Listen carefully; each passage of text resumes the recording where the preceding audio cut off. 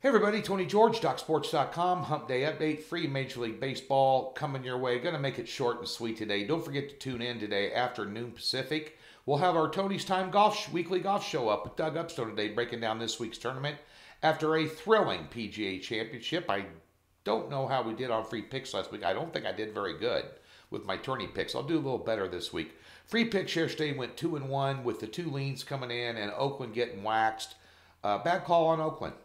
I took the better team in the points and the juice, the positive juice. Sorry, I had some nasty comments about that pick. Well, over 1,000 free picks here, roughly. We hit 59.7% over 3 years.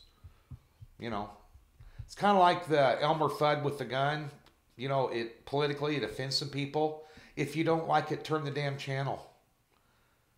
Go out there and find other videos that are giving you 60% free winners and telling you like it is and telling you the truth and giving you lots of insights and betting tips that help you make better decisions and put some money in your pocket. Go find one. A little bit perturbed about that. But nonetheless, Major League Baseball 1-1 split yesterday. I had a shitty call on Detroit. Let's just call it like it is. We had Colorado. They tried to blow that. Almost gave me a heart attack late. They gave up, I think, 6 runs in the ninth. Wow. Wow. So, nonetheless, you know, a little bit of sweat. One in the NBA with Spurs, one in NHL with Calgary. We have a triple-header in Major League Baseball, and I'm going to tell you something. After baseball being one of my strongest sports outside of NASCAR, which is the strongest in the country the last 2 years, no matter how you slice it, the baseball's been right there at plus 221 units, almost $7 to the good over the last 2 seasons. I'm tired of this hit and miss crap. I think we're sitting about 500. I think we are sitting at 500 on the year, just win-loss, and then we're down a couple units and down some bucks. That's going to stop. Has me in a foul mood, as a matter of fact, because I'm better than that. And it has been a challenge in this COVID-shortened season. It's a different handicap. And it's taken a while to kind of get your feet underneath of you and adjust to kind of what's going on here. It's a little bit different. There's a few different rules involved that have affected games as well, rule changes. And so, you know, but I'll tell you what, it's not that I wasn't focused and determined anyway, because I always am. Because I hate to lose more than I love to win. But doing 1-on-1 splits and, you know, losing a unit here, losing a unit there, you know, just gnat's ass close to getting the sweeps. Now, we're going to start a roll in Major League Baseball and raise some eyebrows. I can tell you that. It starts today with a triple header over at Docs. Click the link, get a free $60. Get on board. NBA on a nice, I think, 5-1 run or 6-1 run. Another 4-unit best bet today. WNBA is going to have a 3-unit best bet, and NHL is going to have a 4-unit best bet. Let's get quickly to college football. Obviously, you all know, unless you're living under a rock, that the Big Ten and the Pac-12 backed out of playing fall sports. I have it on good authority. And we lost with all the conferences that have shutting down. And a lot of these small conferences can't play football because they're not getting paid $1 million to go play Florida. Akron's not getting $1 million to go play Florida as a sacrificial lamb.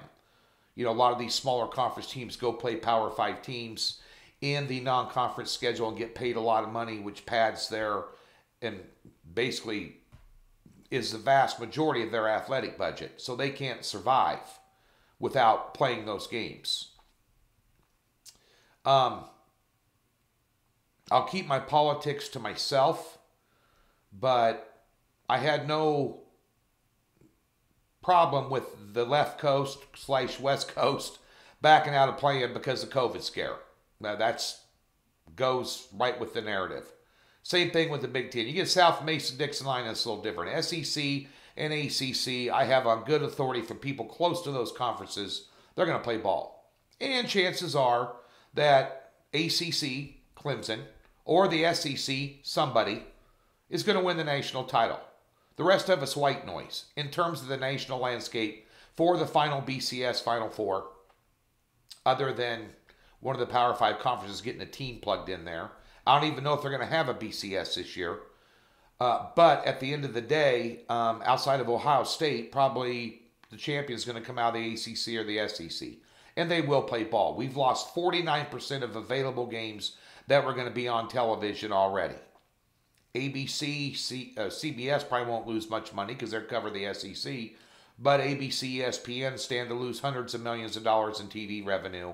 And they're going to sweeten the pot. There's going to be some teams like my alma mater, Nebraska, that's going to be looking to hook up with another conference for this fall exclusively. I don't know what the legal things are or contractual things are involved in that when you're in another conference and they shut down and you still want to play. I don't know how that's all going to shake out, but it's obviously disappointing, a little bit scary for those of us that love football, those of us that love betting football, those of us that have college football as part of our livelihood.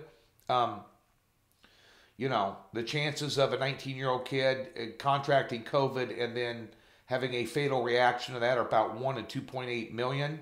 But I also understand the university's position of putting the safety and the health of student athletes first.